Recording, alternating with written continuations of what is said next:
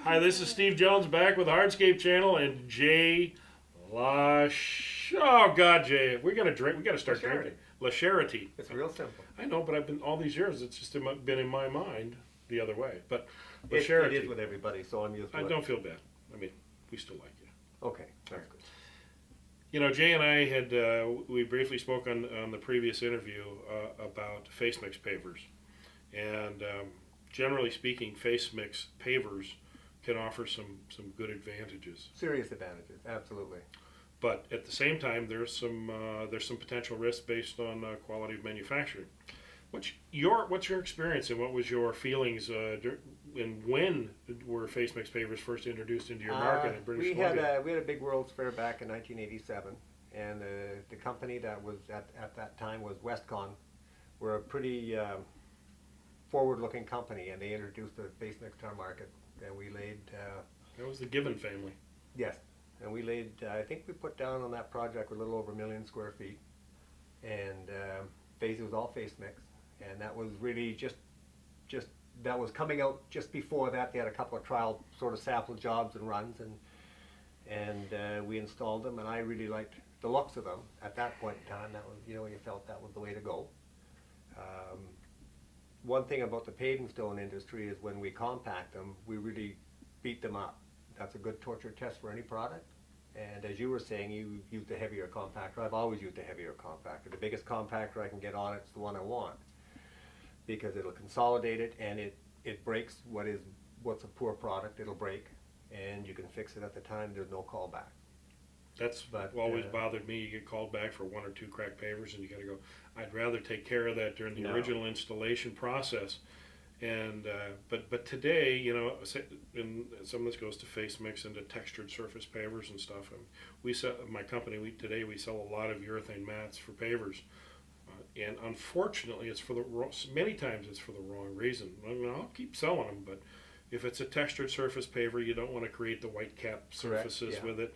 But when you have a standard flat surface paver, you really want to beat them up. You want to hurt them. Absolutely. Because you want to force the failure now so you can fix it and move on and not get the call back. Yeah. So tell us more about the the face mix experience and maybe the good, bad, the ugly.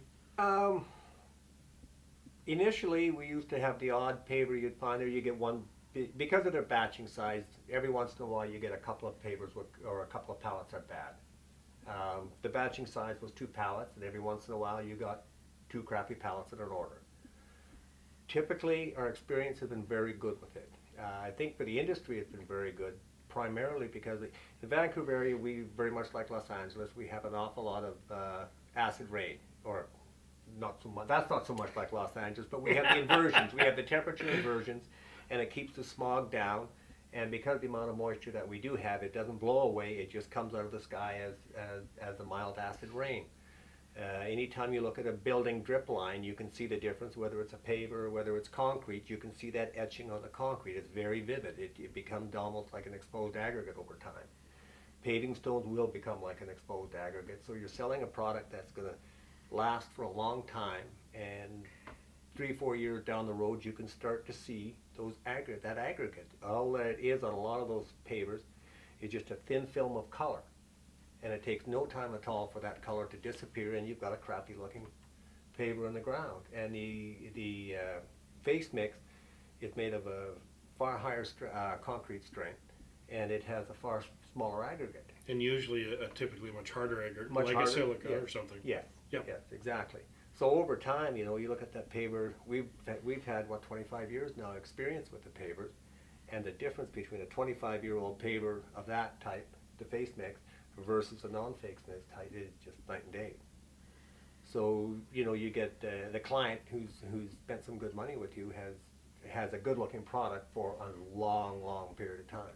So you've got customer satisfaction and you sell more work. You sell more work, exactly. Nobody wants to go by and see a project that looks terrible. No. And to my mind, I look at something like that, and it's just not a very attractive looking product. Well, unfortunately, for us and for our industry, we have a number of companies doing face mix. Some are paying good attention to the technical aspects of creating a good face mix pavers. Others we don't. So down here in the U.S., we have a problem of some of these horror stories actually taking over is destroying the concept of face mix pavers. Some companies refuse to go that way because of all of the stories they have to fight when they talk to engineers, architects, designers, project owners. And I think sometimes they're afraid themselves because it does require the manufacturing process to pay much more attention to detail. I'm sure it does, yeah. In I can order to get understand that. those problems. And you're increasing your plant costs and stuff. And but you go to Europe where face mix came on. It came out really not as much the durability because they were able to achieve that with their normal pavers, but had to do with texture, with longevity of color, and those things were all achieved. And really, the first thing they were trying to achieve with face mix was savings, because the savings is that your highest costs are in cement and with pigment, and those two are tied together.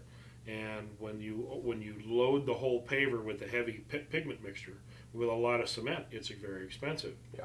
And you can achieve a successful structural paver with the correct amount of cement, but you don't have to overload it, and you don't necessarily have to load that heavy pigment into the base part of the paver. Correct. Yeah. And by saving that money and pushing it into the top mix, the face mix, now you've got some unbelievably strong colors, long-lasting, oxide colors. Yeah. Yeah. The colors last way longer. Do you have much in your neck of the woods? Well, personally, I'm from Minnesota, and they've played with face mix, but again, not big. Chicago did for a while. I could get into some stories, but it'd probably be political. But there was a startup company, a small, strange little company that got into pavers, created face mix. The local big guy then went around to all the engineers and architects and basically unsold face mix because of the rumors of delamination and all that sort of stuff. Destroyed the market. 10, 15 years later, that same company that's all they do is face mix. Yeah. So, yeah. It's a double-edged sword. There's a marketing side and there's a performance side and an aesthetic side to this argument. And unfortunately, from the marketing side, it can be ugly. Yeah. That happens in all industries. We're fortunate where we're at. Our product is good product. We've got a combination of I guess the guys actually care. And God but bless we them. do. We have two producers in our area. Both of them make good product, really good product. We've got terrific aggregate in our. So you've got the leaches at Abbotsford, Correct. and who's your other one you're Still speaking? bowling with Mutual. Mutual Materials. Yeah. Yep. Yeah. So And they took over that was the old Westcon operation. Correct. Yeah, they took that over a number of years ago. Yeah. So it's we are lucky. We are quite fortunate that we've got two good producers, and we have there's a few other people out there that sell product into the market as well. But I think they're going to have problems over the long term unless they get into a face mix, because from a professional point of view, dealing with the commercial market, that's just the standard. They may be able to go out and get their products spec'd in, but unless it's spec'd in, I'm not going to be pushing it. No. You want to go with the best option for you. For me, and for the absolutely. project. And the client. Yeah. And the client. There's ultimately, I've always looked at it as a long-term thing. I started my business when I was quite young, and I think if you don't look at the future and see what's coming down, you've got to keep your standards up where they belong. Well, that's a problem you see with many young contractors is that, and I got hoodwinked. Well, not hoodwinked. That's the wrong word. But I got the sweet siren song of walking the wild side on pricing and stuff like that early on. And you know what? It only happened one time, and I was forever sorry that I ever did. And yeah, you have to maintain some standards and some integrity, and that means sometimes taking your lumps to stay, true to your vendors and your suppliers and stuff. That always comes back. Yeah. It always comes back though. Whereas if you put an inferior product out there, that comes back too. So. And we've seen a lot of companies go belly up because they're chasing the pennies, the nickels, and the dimes, and ignoring the dollars. Yeah. You have to take to the big picture and run your business in that sort of a format. Well, that brings us to another little point, and I don't want to stretch this out too long because we're in a long video here, but I tell you what, I'm going to bring this to an end. I've got some questions regarding labor issues. Okay. Okay? Sure. So, Jay, again, thanks for this segment you. on the Hardscape channel. We'll be back in just a moment.